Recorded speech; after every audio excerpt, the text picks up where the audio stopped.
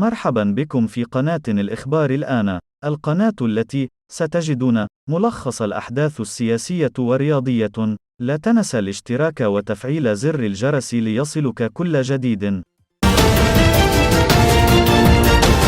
قدم فريق مارسيليا الفرنسي لكرة القدم اليوم الأحد الدولي المغربي عز الدين أوناحي كلاعب جديد في صفوف الفريق.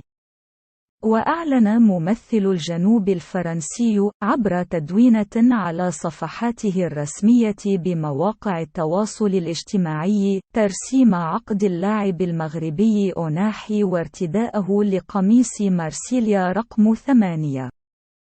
وكانت تقارير إعلامية فرنسية قد أوضحت أن قيمة انتقال أوناحي إلى نادي الجنوب الفرنسي تبلغ 10 ملايين أورو، لافتة إلى أن الدولي المغربي وقع على عقد مدته 4 سنوات ونصف السنة مع مارسيليا.